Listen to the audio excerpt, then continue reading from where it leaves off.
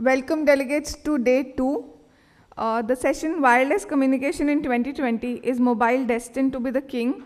We're going to start our session in next 5-10 minutes. The speakers have already left from the VIP lounge and they would be here any moment. May I request everyone to please keep their phones on silent mode, please? And just another 5 minutes and we can start the session.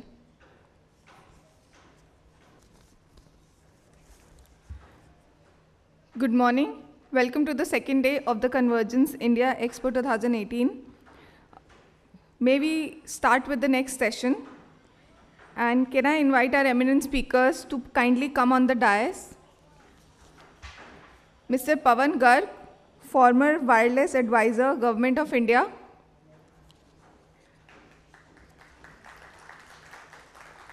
Mr. D. Clark, VP of Business Development, Newtec.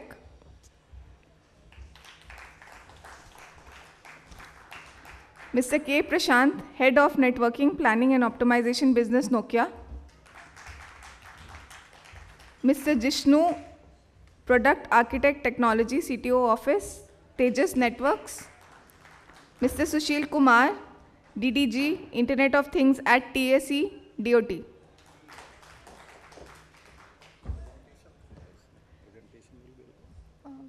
So if you have, you can give me the pen drive.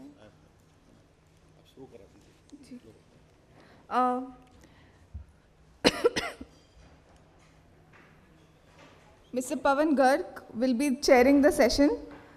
He is former wireless advisor to the Government of India and was internationally elected member of the Radio Regulations Board of International Telecommunication Union, Geneva at 2016 to 2014.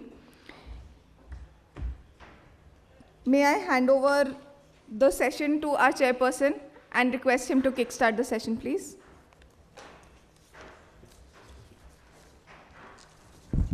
So you can do it from there.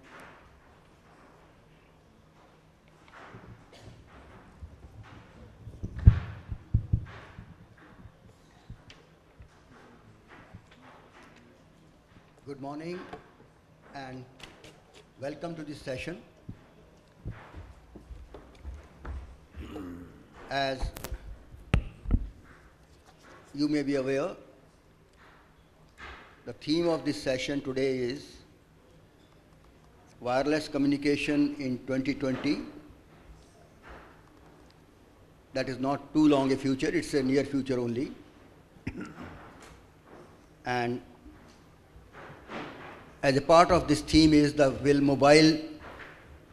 is the mobile destined to be the king?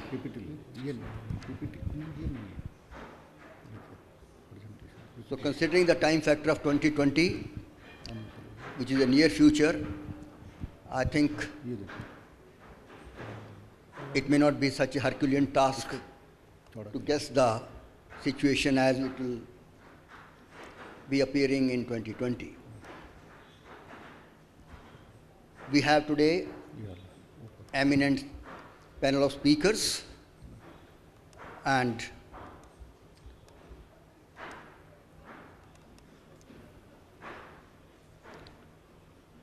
on the theme of today's session,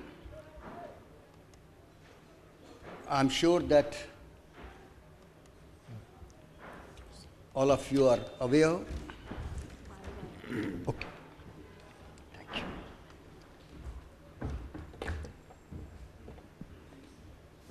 That in a large country like India, with varied terrain,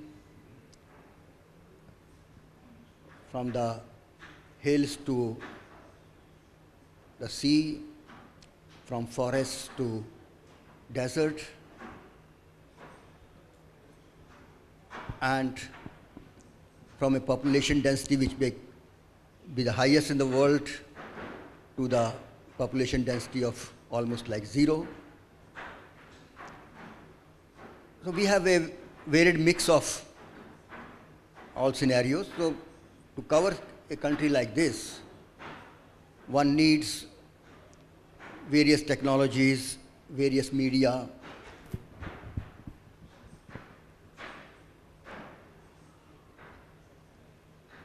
and I need not stress the importance of mobile technologies to bring about a revolution, telecom revolution in this country since the beginning of this century. And presently, more than 95% of telecom subscribers are on mobile. And besides the access, the backhaul, whether it is short distance backhaul or whether it's a long distance backbone, that there also the wireless technologies are playing a quite important role.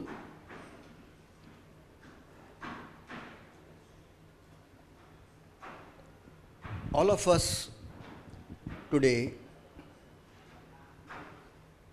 wish to be connected, wish to remain connected anytime, anywhere, and also, if possible, on any device.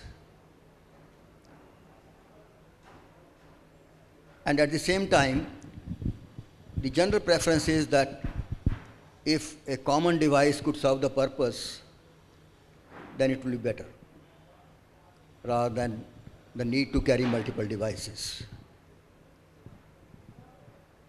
With the technological developments, the power and capabilities of the mobile phones have increased tremendously, and it is possible to use the modern smartphones for a large number of our requirements.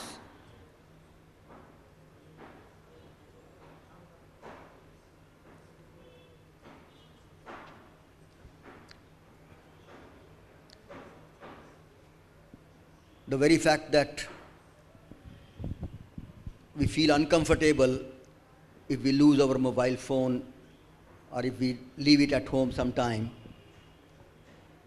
and come outside for a meeting or come to the office, you feel as if like a fish out of water. So that shows the importance of mobile phones in our lives.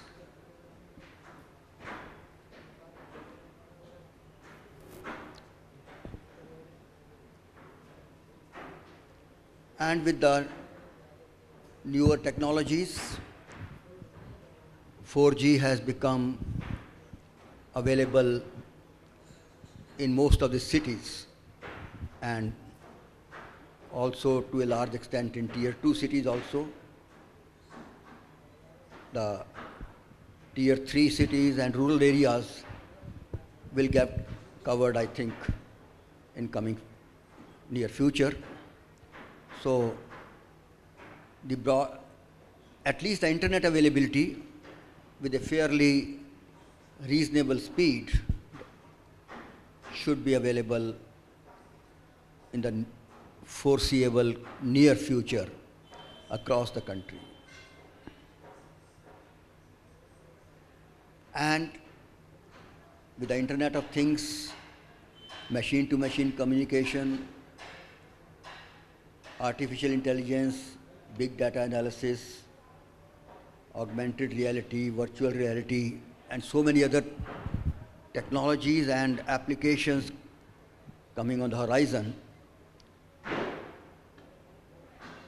I feel quite confident that the scenario is going to change dramatically, if not in 2020, but at least in the next 10 years. So with that general introduction to the issue, may I request the panelists to kindly present their take on this issue, their views, and I would like to start with Mr. Steve Mills, Global Vice President Sales of Newtec. Prior to joining Newtec, he was head of global sales and marketing at Secure Communications at Airbus Defence and Space, a prominent, very important organization where he gained extensive experience in the government and defense markets, among others. This role followed 4 years at Inmarsat as a senior director in global governments. Mr. Mills, who is based in Europe, oversees the sales and support team in his new role and is responsible for growing both direct and indirect business, along with a strong Newtec value proposition in all markets worldwide. I'm sure satellite communications has a very, very significant role to play in India, and I feel that there is no person better than Mr. Mills to give us a flavor of what the satellite communications hold for us in future. Thank you and welcome, Mr. Mills. Ladies and gentlemen, good morning.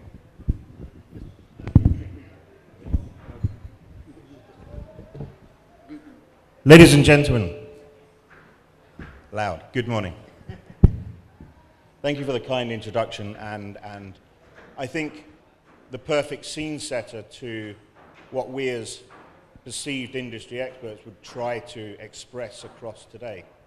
When you look at this panel, are you confused? Why is there a satellite expert sat here amongst the mobile community talking about mobile communications in 2020?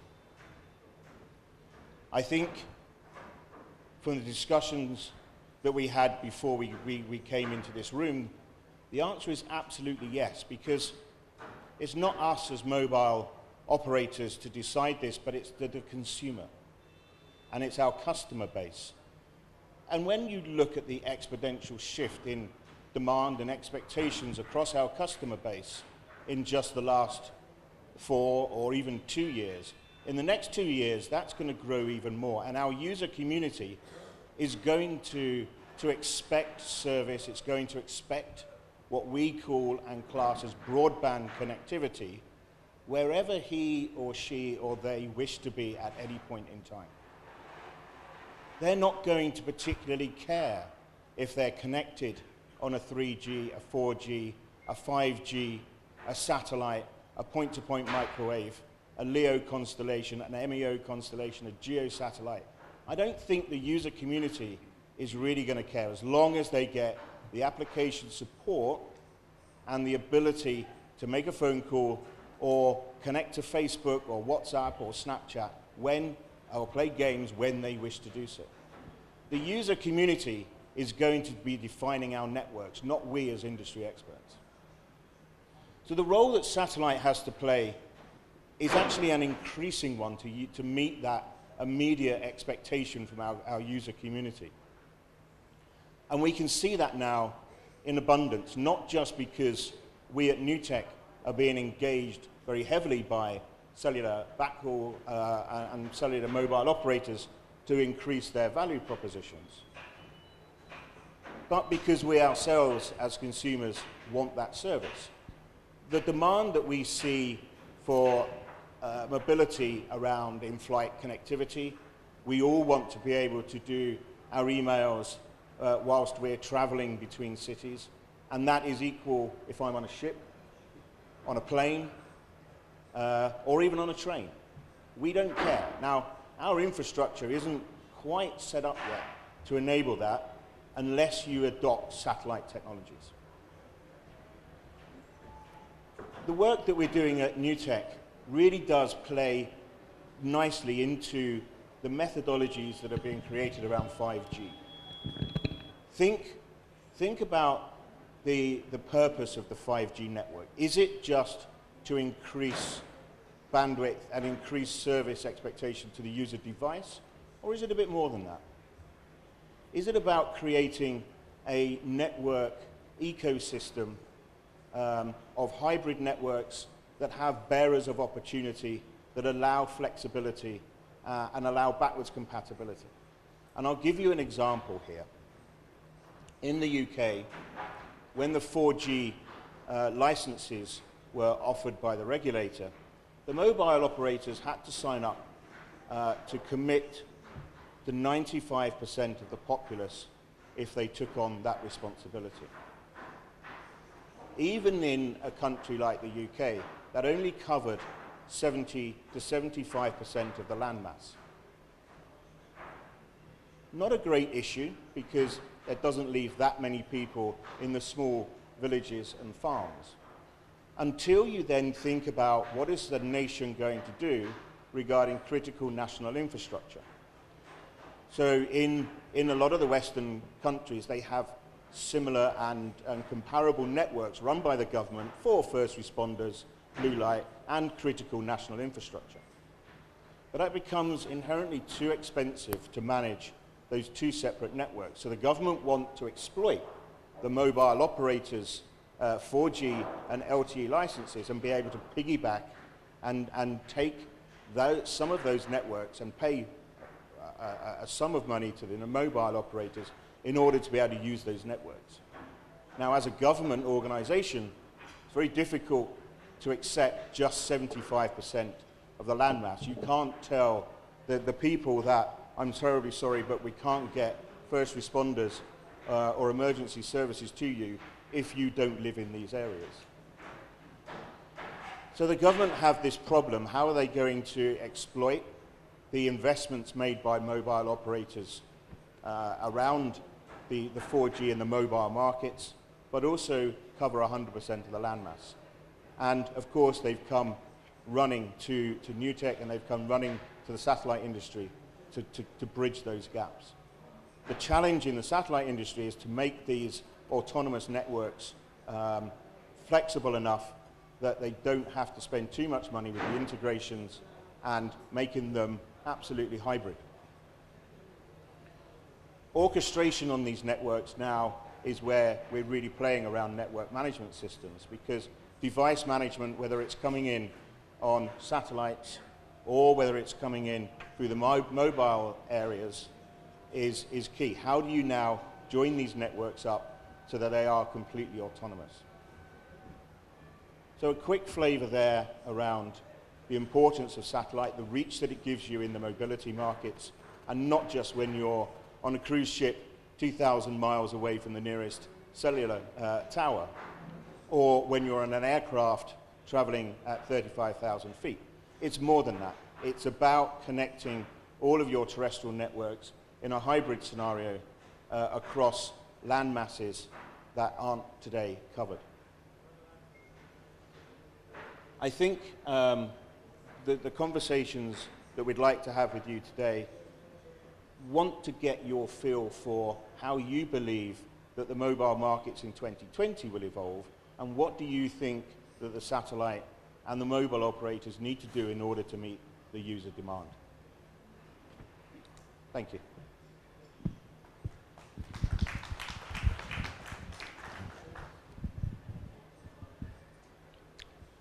Thank you, Steve, for giving us a flavor of how to cover 100% of landmass through satellites. Many of the August gathering would be aware of the role of Inmarsat in taking the mobile communications to ships, going on to land, and now to the aircraft as well. So that covers all the three paradigms: terrestrial, on sea, and the airspace. Thank you very much. And let me mention that we will have a question answer after all the panelists have made their brief presentations. So please keep your questions ready, and it will be, I think, most satisfying part of the whole session as such. Next, I would request Mr.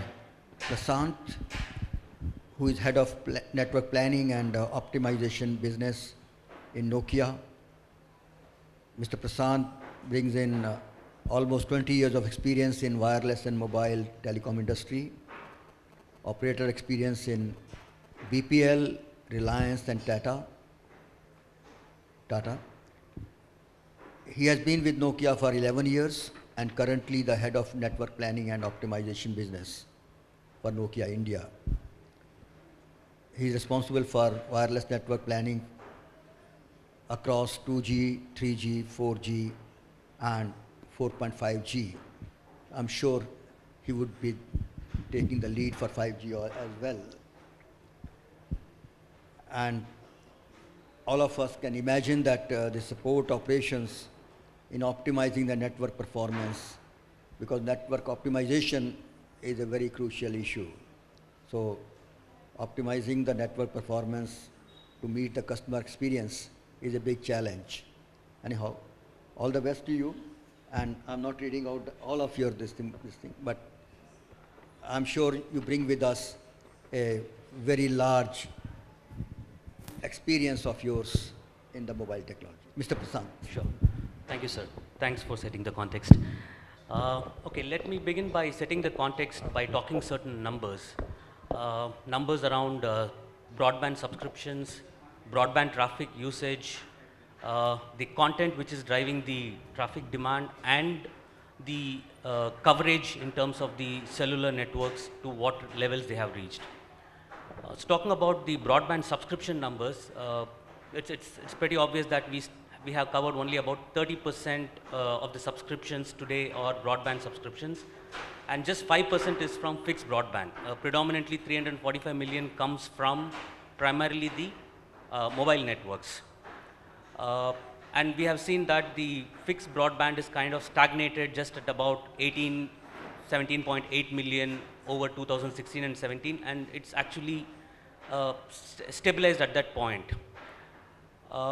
Now moving on to the data usage on the mobile networks. So India today carries the world's highest traffic on mobile network globally. So just to give you a flavor, we carry at about close to 80 petabytes a day in India's mobile networks compared to about 66 petabytes a day in China. And that is followed by the US, which is at about 55. And what we are seeing is this traffic is still growing. Now, how does it translate to per subscriber usage per month? So in India, we have close to about 11 GB per subscriber per month at this point in time. So just to bring in a flavor of what kind of traffic usage is the split between the mobile network broadband and the fixed broadband.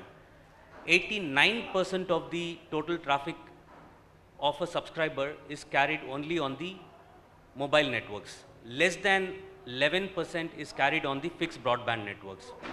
So what does this actually imply? Do we really see a possibility of fixed broadband penetrating rural areas in India?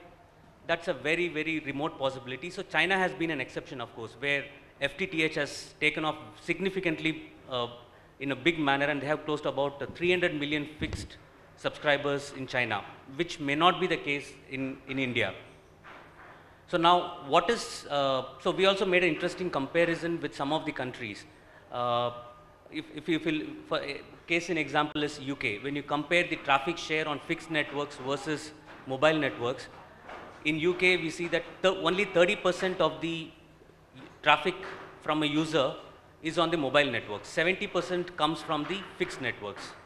So even when you compare with similar countries like India and Southeast Asian countries like Indonesia or Thailand, even there we see a very skewed ratio, unlike India.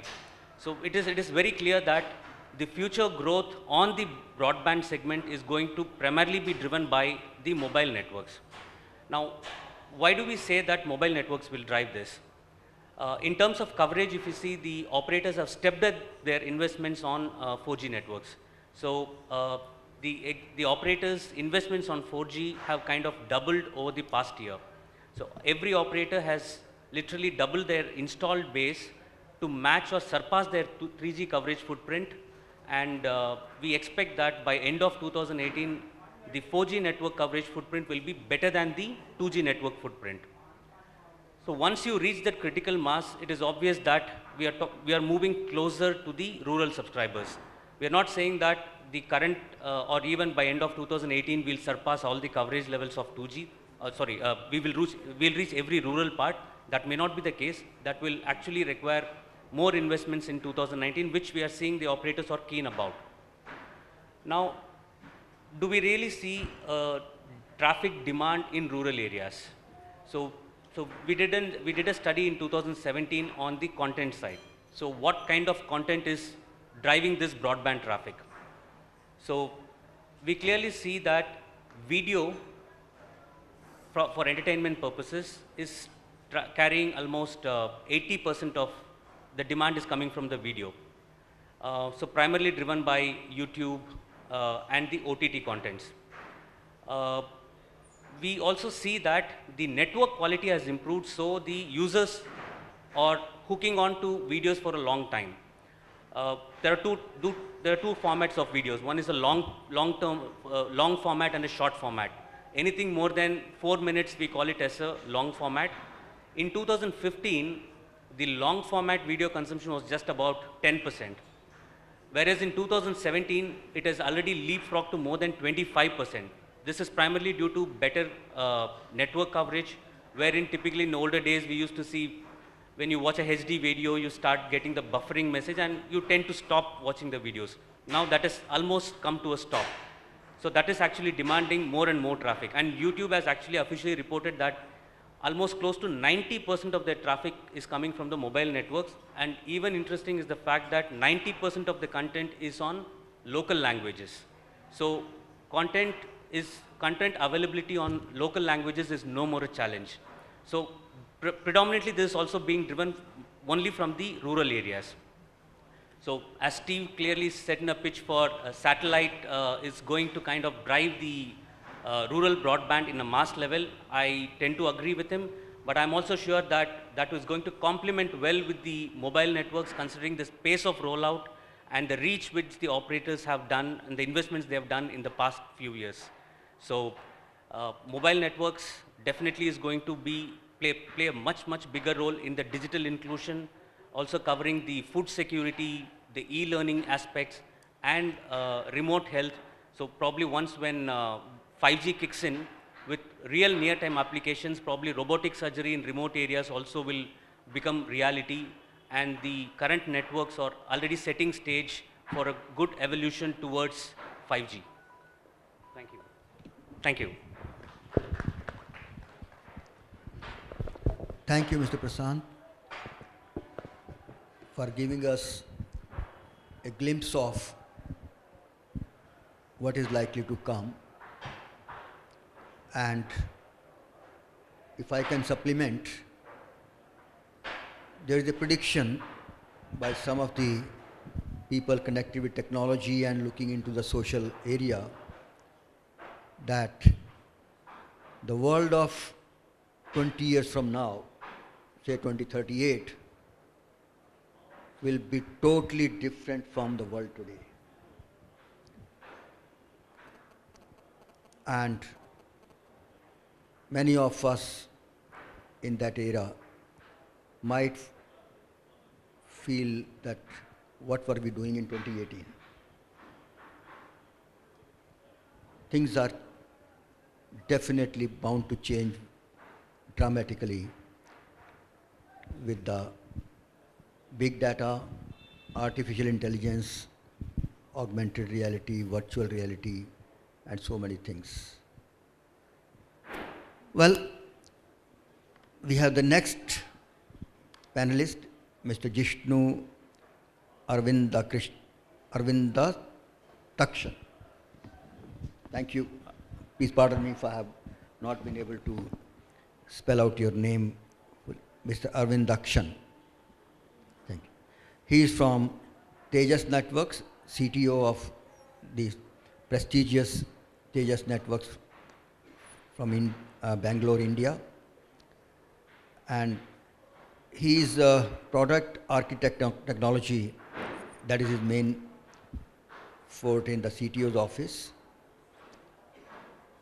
And as most of us are aware, Tejas Networks has been a pioneer in the telecom field in India, and they have made their very prominent mark on the Indian technology and manufacturing scenario. He has obtained his BTech in Electronics and Communication from NIT Calicut in 2001, beginning of the century, and Masters from the prestigious Indian Institute of Science, Bangalore in 2004. At Tejas Networks, he is responsible for deciding the long-term roadmap of the company and has represented the company, his company at ITUT Study Group 15 and has contributed towards the development of standards ITUT G8032 and MPLS TP standards. His present interests include 5G, IoT, CORD, SDN, NFV, and other similar technologies. He was closely and very actively involved in 5G standardization through TSDSI at ITUR Working Party 5D, and he successfully represented India and TSDSI during the IMT 2020 standardization activity for inclusion of LMLC. For the benefit of this august audience, the LMLC, which is a low mobility large cell, is one of the requirements projected by India in the 5G technologies, and which has been included as one of the requirements in the ITUR standardization process. And I'm sure that we would all be benefited by his views on this issue. Mr. Hello. Thanks, Pawan, for that introduction. So the topic today is wireless, would it be the king by 2020? But in India, it has already become the kings. We are sort of the largest consumer, as Prashant was mentioning. We have like 80 GB per day usage already in India, and we are already on the top of the world with respect to data consumption. This all happened last 1 year. So from the time the last convergence happened to this year, there has been a drastic shift which has happened in India. So if you see any technology, it follows something called a Foster's S-curve. So what happens initially is that you have a technology which starts off, it takes time, then there is a rapid rate of growth, and then there is a maturity stage.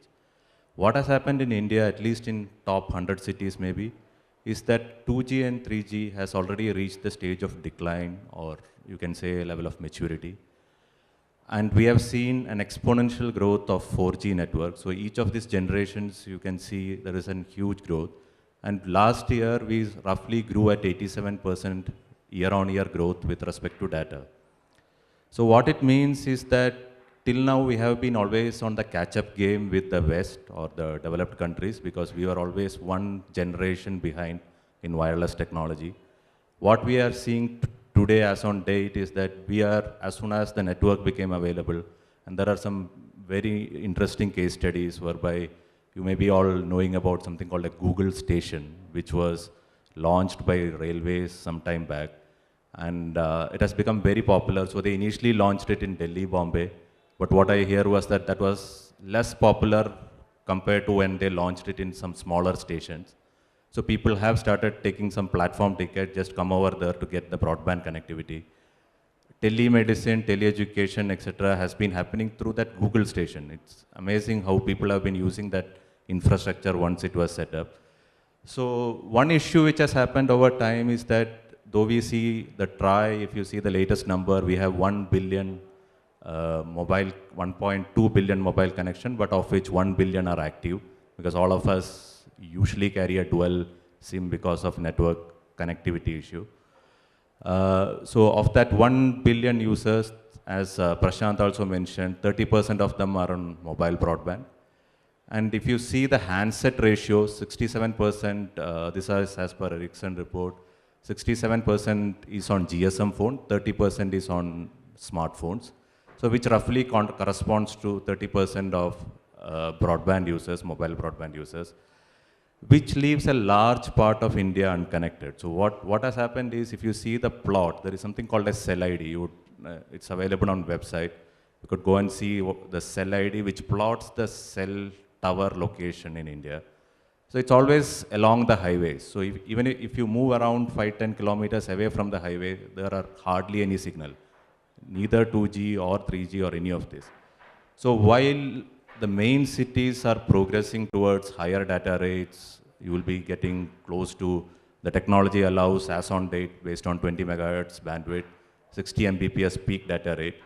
Beyond cities, you don't get much, you don't even get some connectivity. So one of the issues which Indian government, with the help of DOT, the TEC, etc., which we have been trying to do, is that why don't rural area itself leapfrog on the technology? They have one advantage, because nothing was there available today. Why don't they start off on a 5G journey straight away? So along that line, so to bring in connectivity under the government, there are multiple initiatives which has been formed. Something called a 5G high-level forum has been formed. There is supposed to be a large test bed based out of IIT Madras to do the 5G testing. So one of the issues which we found was that in India, if you see a rural area, we have usually the distance of any gram panchayat, etc., is like 15 square kilometer. And between two of those villages, it's like what you call this inter-site distance is around 6 kilometer. And the speed which you need at rural area is hardly like nomadic, or maybe some of them are. So if you see, it's like 40% stationary, 40% nomadic, and 20% on vehicle. And that may be even true in cities just because you have all the vehicle congestion, but that's very much true as per some studies done by NHAI in rural area. So based on this, what has happened over the last multiple ITUR meeting is that we could get something called a special test evaluation configuration inside 5G. It's called the low mobility large cell. So this exactly define Indian rural scenario. So any technology which would become IMT 2020, which is the technical term for 5G, would have to now meet what is called this LMLC requirement, and this is mandatory. May not be on the first phase, but at least in the next release, all of them would have to meet it. So this would mean that at least in rural area, you would be able to leapfrog technology and government is very supportive on this initiative to take it to higher speed. Parallelly, something is happening in India. It's called the BharatNet project, which has, as on date, reached 1 lakh gram panchayat, which are service ready. And in the next phase, in another 1 year, we will see another 1.5 lakh villages, gram panchayats getting connected. So close to 2.5 lakh gram panchayat would have FTTX connectivity till the gram panchayat. So now the issue is, how do you cover the remaining villages, which is around 6 kilometer or 4 kilometer around that gram panchayat?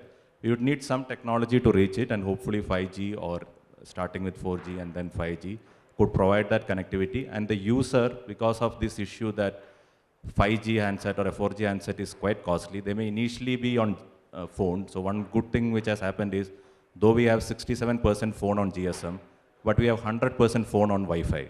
So if you provide Wi-Fi capability at that rural area, you would be able to connect to that. So initially it may be deployed as fixed, but eventually it may become mobile. So that way we could bridge the rural divide much faster.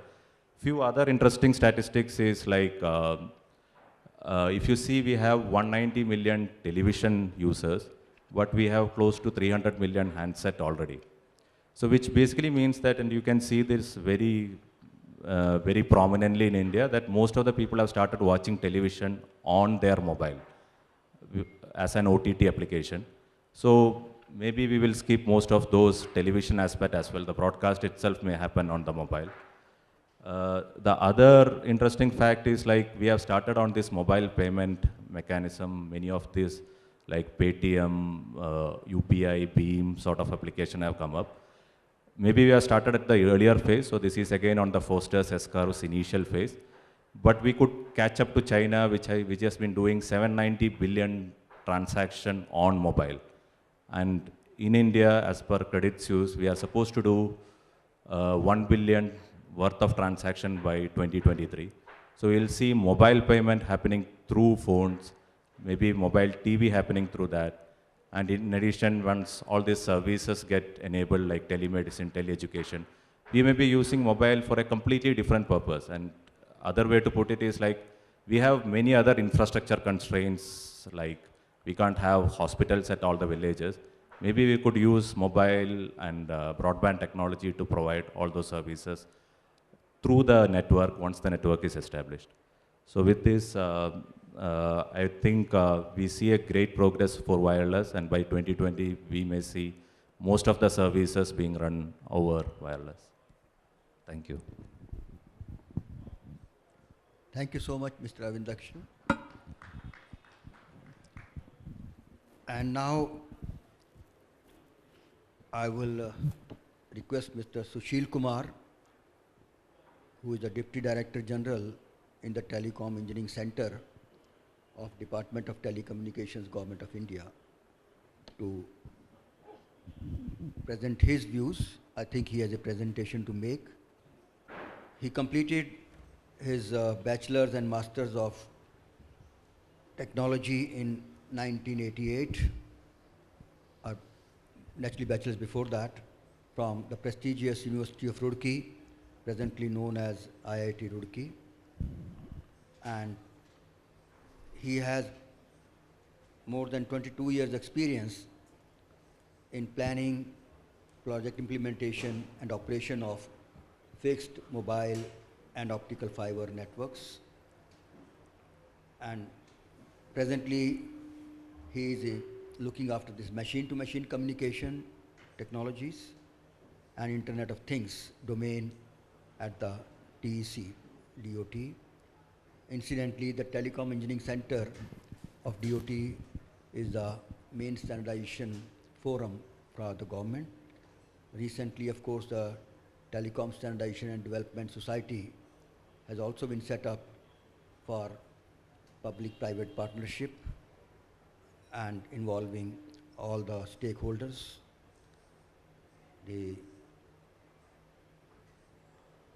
Mr. Sushil Kumar, he is the chair of National Working Group corresponding to ITUT Study Group 20, which looks after the issues of IoT and of course related to the applications of IoT in smart cities and communities in India as such. And he is also a member of the concerned groups in the TSDSI and the Bureau of Indian Standards. Mr. Sushil Kumar. Thank you. Thanks for the nice brief. Respected Mr. Garg, our esteemed speaker at the dais, and delegates. Good morning to all of you. We have listened to our speakers on the wireless communication technologies, starting from 2G to 4G. And this wireless communication has revolutionized the telecom domain. And 4G has provided the real broadband service. Now the next era, that is for connecting the things devices, and that is the Internet of Things, that almost all the devices on the globe will be connected on the Internet. I will skip these two slides about the organization. The TEC is the technical wing of DOT and provides these technical inputs to DOT on various technical and policy related issues. Let us see, in India we are having more than 1 billion mobile connections, and it has come in a period of around 20 years. If we see the Internet of Things connections, like a machine-to-machine connection, how many devices will be connected by 2020, it will be much more as compared to the number of mobile connections in the country. If you see the projections, there are different type of projections, and initially it was projected that 26 billion connected devices will be there across the globe by 2020. Then the projection came to 50 billion, and it may vary in between from 26 billion to 50 billion. Out of these connected devices, only 17% will be the PC, laptop or the smartphones, and the remaining 83% will be the connected conventional devices like your connected car, connected fridges, smart homes, smart buildings, the different type of verticals like agriculture, and large number of verticals and large number of applications. You see this slide, it is a very interesting slide from I've taken from the Cisco research book. In 2020, the expected population will be around 7.6 billion, and the connected devices will be around 50 billion if we say. And the average connected devices per person will be around 6.58.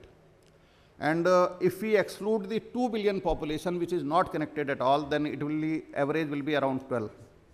So it means there is a big potential for the connected devices, and the impact of these connected devices will be we will be getting the data in real time. That data, big data analytics may be done on the data. The intelligence may be created. That intelligence may be used for the planning and operational activities. Now, connectivity is very, very important. If we are not able to send the data in time or the correct data, then it is of no use. Initially, we used to think that every device will be connected on SIM. GSMA in its report in 2014 predicted that around 40% devices will be connected on SIM. But in Mobile World Congress in 2016, Ericsson dropped it to 2%. That the 2% devices will be connected on cellular or SIM-based connected devices. In 2017, there was another projection that 1.5 billion connected devices out of 28 billion connected devices. These cellular technologies or the WAN technologies, optical fiber, FTTH, they will come in the wide area network. And behind the gateways, there will be other communication technologies. In India, the SIM-based devices, they may be around 15 to 30%. We will be having the mess of communication technologies for connecting the devices. This is one of the picture. You may see the different type of communication devices like communication technologies, RFC, NFC, RFID, Zigbee, Bluetooth Low Energy, ANT, a number of communication, such type of communication technologies are coming in our smartphones also. Wi-Fi, Wi-Fi, Zigbee, cellular, 2G, 3G, 4G, LTE, machine type communication. It has come after release 13 of the 3GPP. Then we are having the low power wide area network on non-cellular communication technologies, that is the LoRa and Sigfox. LoRa network is being deployed by the Tata Communication. It has come around in 40 cities in the country.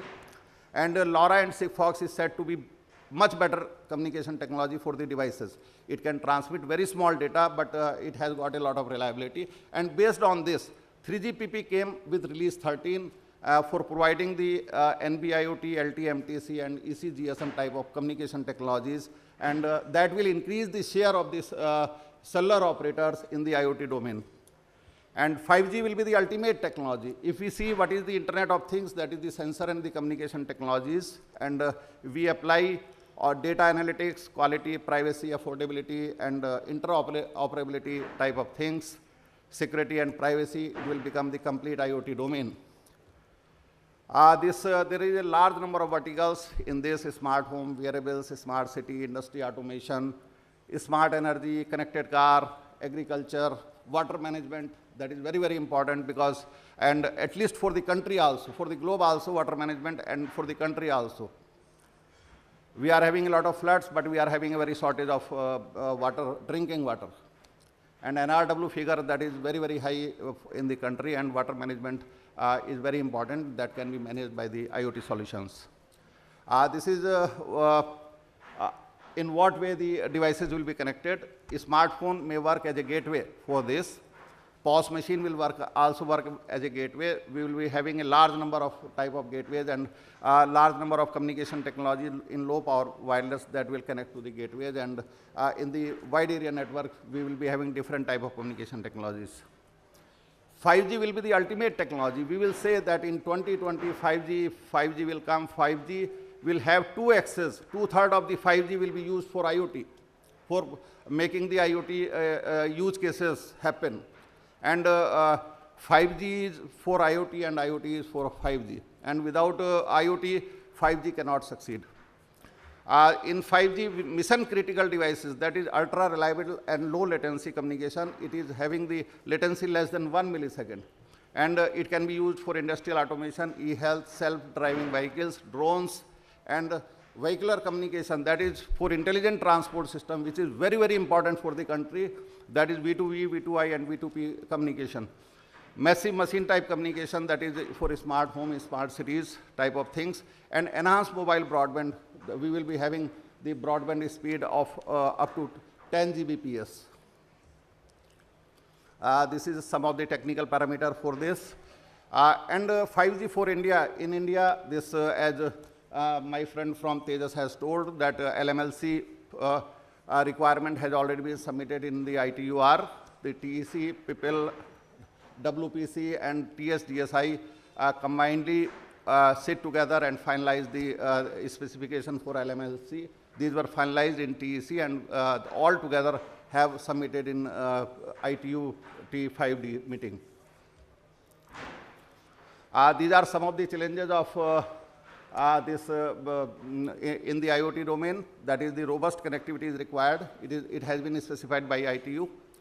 Standards, the third one is the interoperability and the open interfaces, and fourth, privacy, security, and the domain knowledge.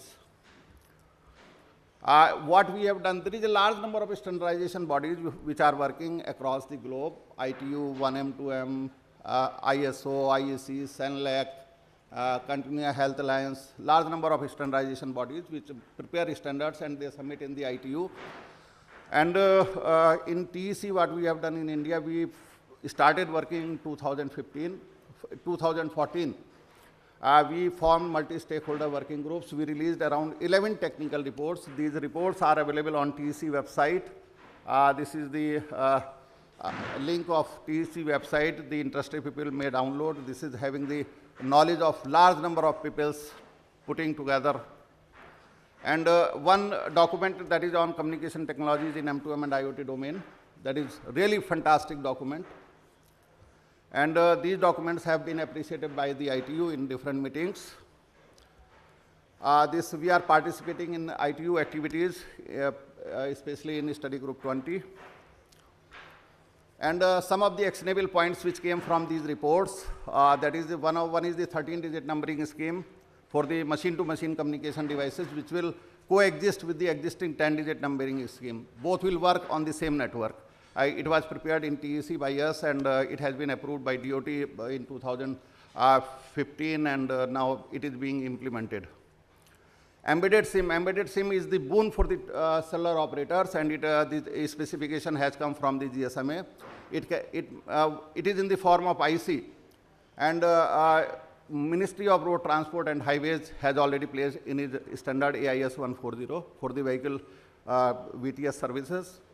And it can have the connectivity subscription of 5 operators. So it will resolve large number of issues of the automotive industry. Another one is the low power wireless spectrum that is being decided by WPC and the DOT, and we have already submitted the requirement, and TRI has also given the recommendation on this. Multi-protocol gateways, which is very important. BIS has also in his standard IC 16444, they have made mandatory IPv6 for smart meters, which is to be connected directly to the network. And these things are really very, very important, and IPv6 addressing is very important for from the security point of view. So and in future, the IPv4 support will not be available. Therefore, IPv6 transition at the device, network, and application level, that is very necessary. These devices to be secured and they should not be hacked. For this, the testing of the devices is very much required, and these testing are against EMC, safety, technical protocols, security, and SAR, IPv6 or the ROHS. And these minimum essential requirements are being prepared by TEC, and this is to be implemented from October 2018. National Telecom Policy 2012 was having the this Internet of Things. 2018 policy is already being framed. It is having IoT, 5G, AI, and clouds. TRI recommendation has already come on this, and some slides I have taken from my technical reports which are available on TEC website. This is for the health domain. Wearing the wearable health devices, these are sensor-based devices, and the data is coming to a smartphone, and from that smartphone it can go to the cloud where the doctors can see, or it can go to the physician. Even the individual person can see the vital parameters for that. This is the architecture approved by ITU, and this architecture can be used on the NOFA network by within the country for providing the health services in the rural areas. These are sensor-based devices, and they can communicate the data along by using the identity as a Aadhaar. These are some of the use cases related with the power sector. And this is how the power sector will look like if it becomes smart, from generation, transmission to distribution, net metering, and the solar side electric vehicle charging, etc.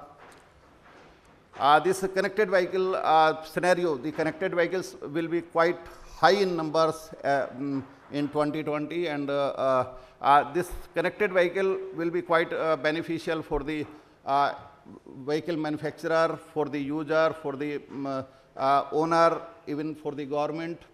And the sensor, all the vehicles are having large number of sensors, and that sensor data can come to the cloud, and the people can use that data. Even the road planning and the automotive planning can be done by using that data. M2M SIM and digital identity that can resolve large number of issues of the automotive sector. This is one of the diagram. This is 112 as a e-call number has already been adopted by India, and it is just like 911 being used in the USA and 112 in Europe. This 112, once it is implemented, the all other emergency numbers will migrate to 112.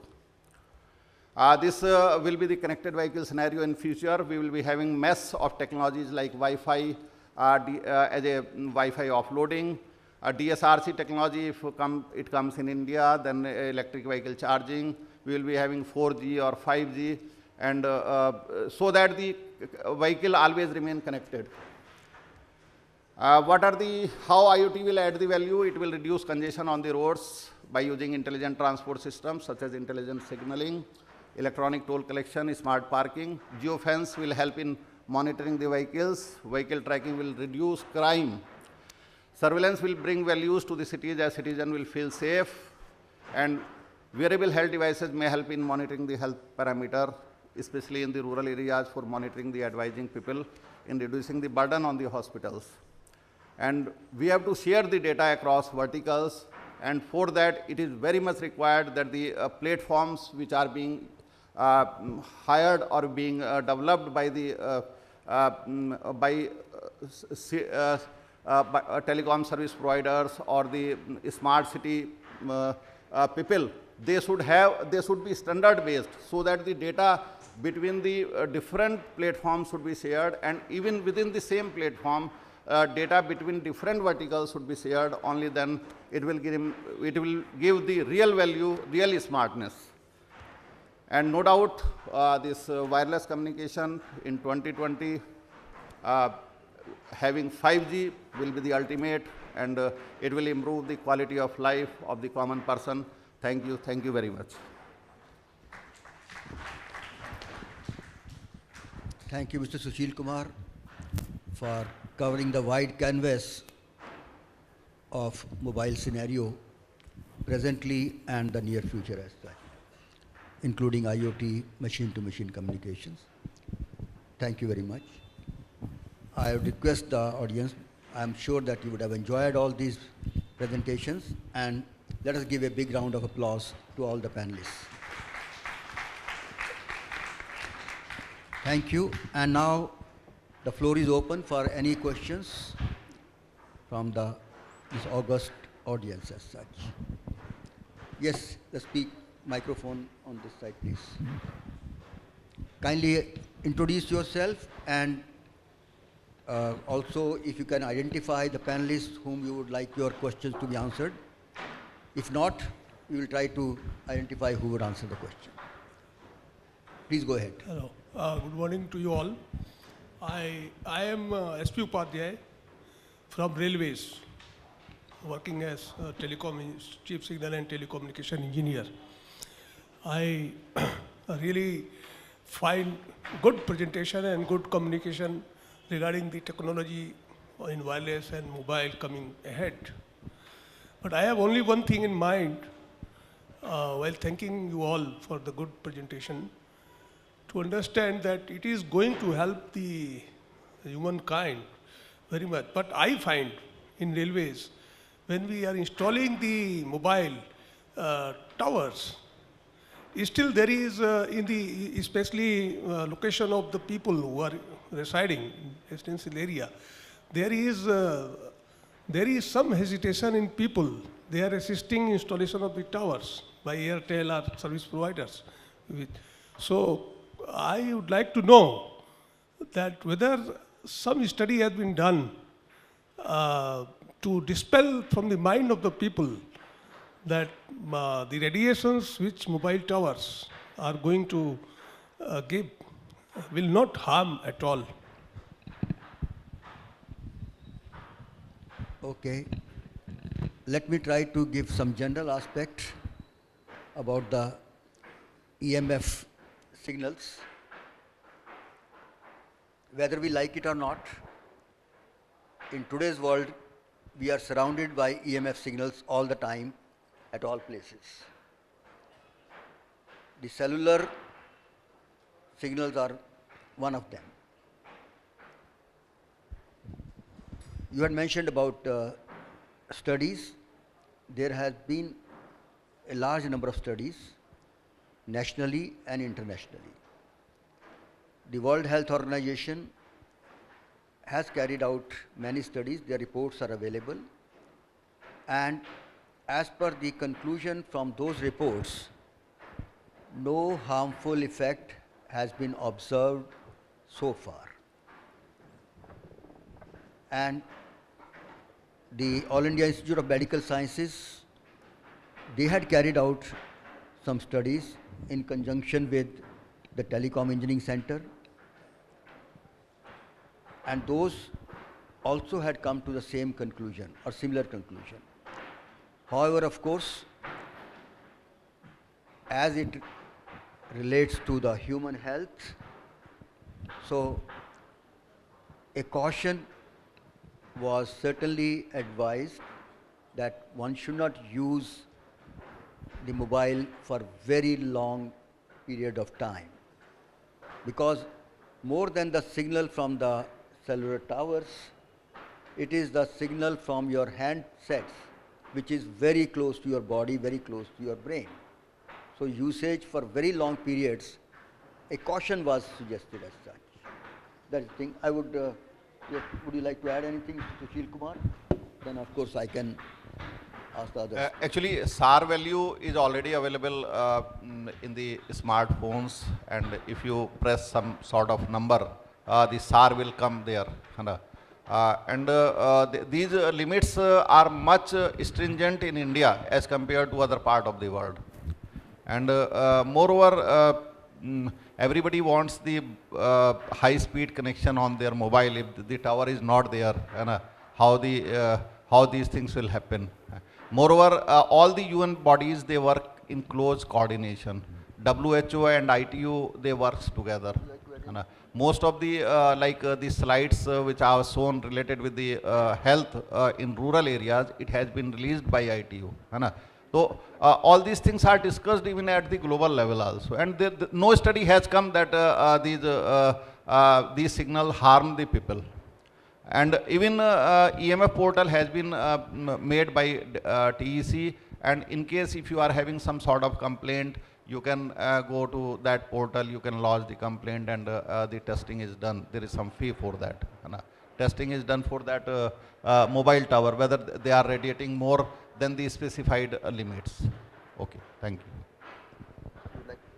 Mr. Avindakshan, would you like to add? So as was mentioned, there are multiple studies. Maybe DOT would have to market it much more, because this studies has been published and it is already available on web. But it has to be sort of delivered to the public in a common understandable language that this is not harmful and all that. We should need some public awareness which has to be done. Actually, as sir was mentioning, the harm is on the handset, not on the tower. But somehow we skip, because if you see the radiation level, it drops by a value of r square as you move away from the tower. So you are always at least 100 meters away from it, and it hardly makes any sense. But on the handset, yes, there are issues if you lose it for longer. But somehow, yeah, the level of public awareness has to be improved in that, so that such issues are not faced when we actually go and deploy it. Thanks.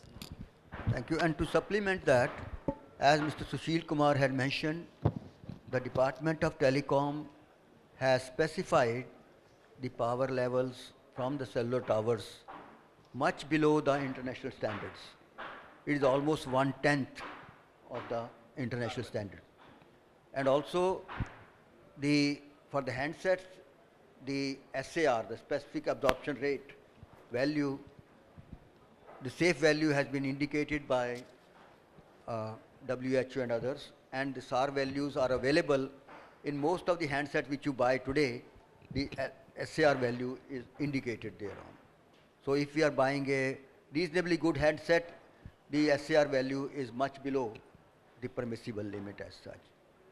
And as far as the public awareness is concerned, just to mention to the August gathering that the Department of Telecom had carried out specific workshops and seminars in many parts of the country to create awareness about the EMF signals as such. I hope your question is answered. Any other question, please? Yes, please. Good morning, sirs. My name is Chandan Barua. Actually, I am from a public sector organization. It's a Brahmaputra Cracker and Polymer Limited in Assam. Actually, the session is very informative. Every speaker has highlighted their respective field, and we are learning a lot. But my question in this session, specifically to Mr. Steve, while traveling by aircraft, can we communicate? Actually, nowadays, we are everywhere. We are connected with the invent of technology, with communication, this one. But while inside the aircraft, we are asked to switch off the mobile. Is there any means that still we can communicate while traveling? Please.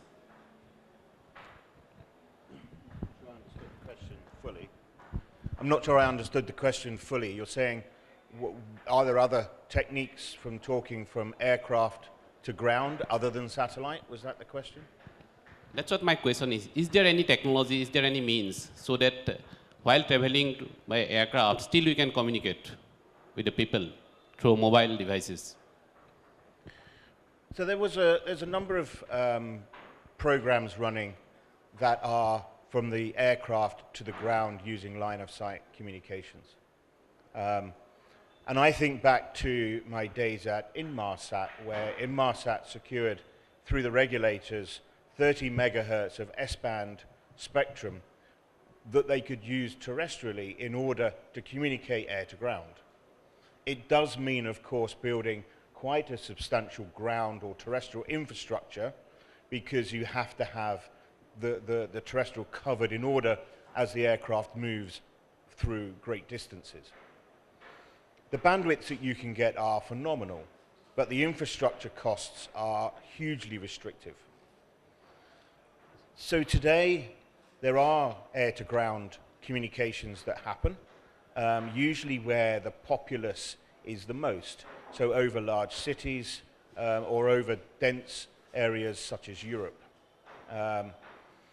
Satellite is probably the aero or in-flight connectivity market is probably the highest growth area today for satellite communications because of the cost base. You know, there are multiple different choice of frequencies and satellites available. They cover, you know, 99% of the globe, and some of them even cover the North and South Pole axis. And the bandwidth is already there. The technology that's lacking in in-flight connectivity was efficient use of the spectrum on a moving target such as an aircraft. And this is really what has stopped the in-flight connectivity. It's not so much that the satellite infrastructure is too expensive, it's already there, it's already available. But it's how to exploit that, how to get that communications to the aircraft with the available bandwidth that you need. And I'll refer back to when I talked about the synergies between the 5G and the satellite industry, because the 5G technology is making handsets and devices so more efficient and able to use the spectrum to its full extent. And that's exactly the same scenario that we at Newtec are using, but over a satellite network. So we're using modular waveforms and different modulation schemes so that we can get the right amount of bandwidth over the existing satellite fleets to cure the problem for in-flight connectivity. I hope that helps. Yeah, thank you. Mr. Prashant would like to add to that, but before he gives his part, let me inform this gathering, this quality and august gathering, that the TRAI recommendations for in-flight connectivity were issued some time earlier.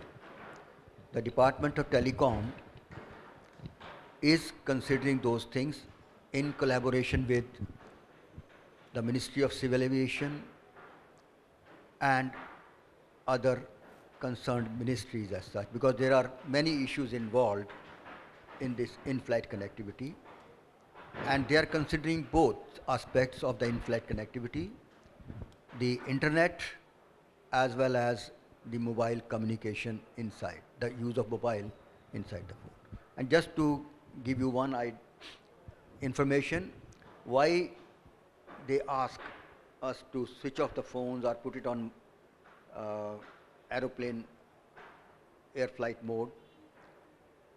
This is more important during takeoff and landing, especially because the 2G cellular bands, now of course the 3G, 4G are also, might be using those bands, around 960 megahertz.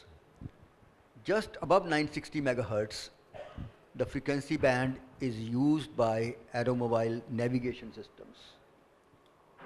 And any interference from the cellular mobile phones, which will be using frequencies below 960 megahertz, to any usage or a navigational system on board the aircraft, which is of course using slightly above 960 megahertz, nobody would like to take the risk with any navigational systems. So that is the requirement, just for the information of everybody.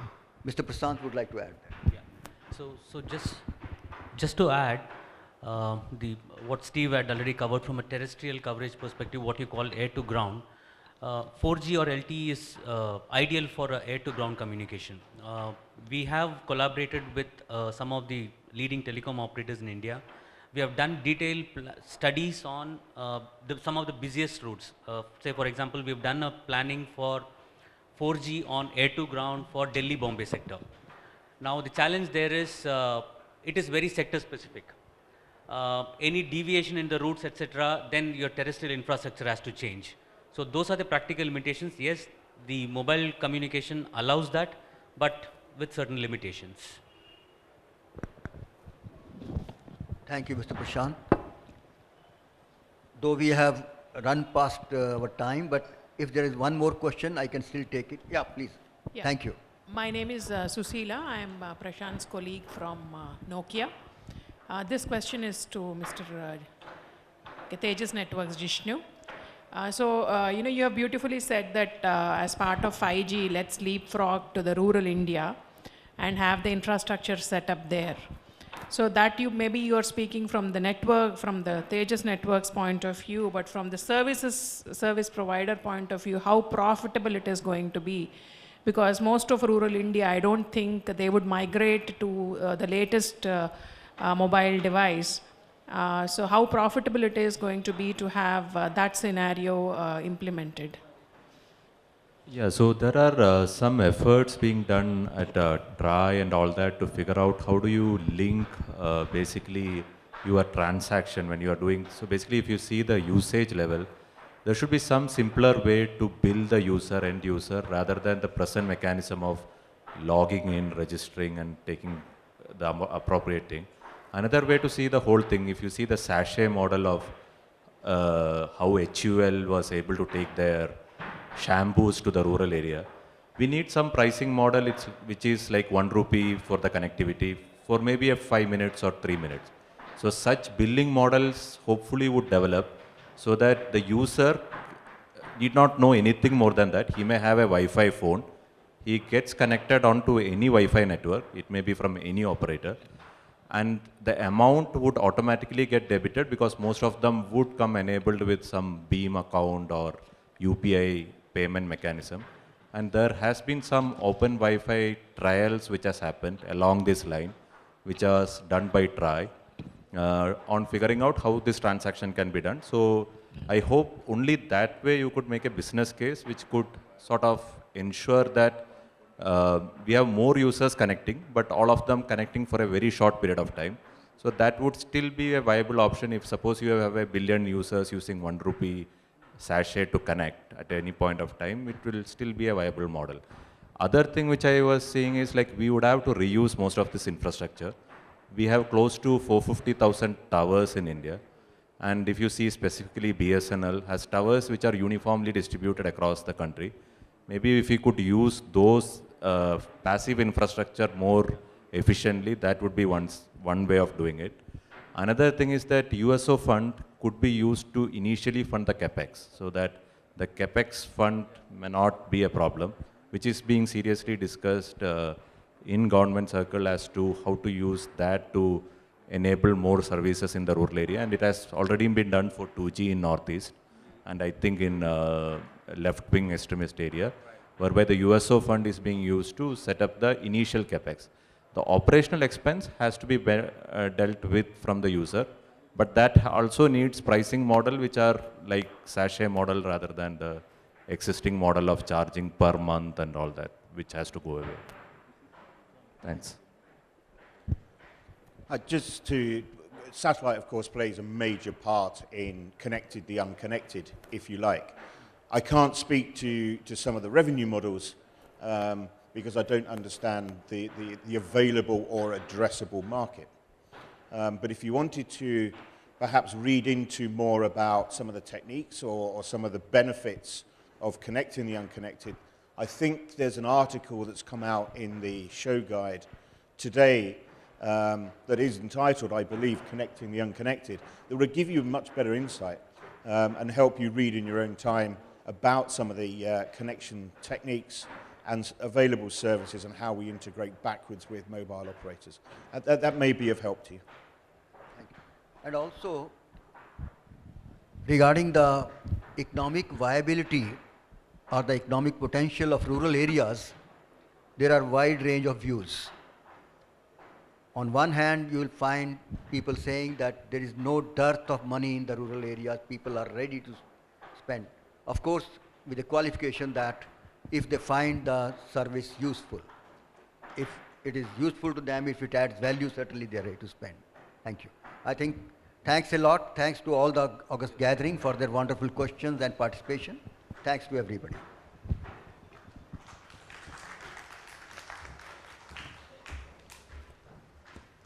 I thank all the speakers for their time and their valuable remarks. May I request our chair, Mr. Garg, to kindly hand over a token of appreciation to all the speakers. Mr. Steve Mills.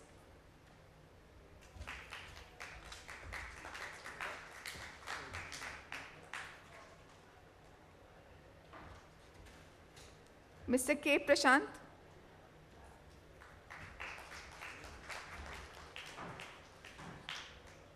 Mr. Jishnu Aravindakshan.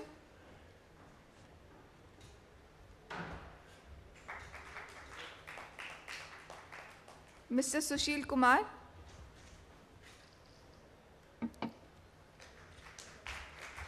May I also request Ms. Sonia to hand over a token of appreciation to Mr. P.K. Garg. Thank you for your valuable input, sir.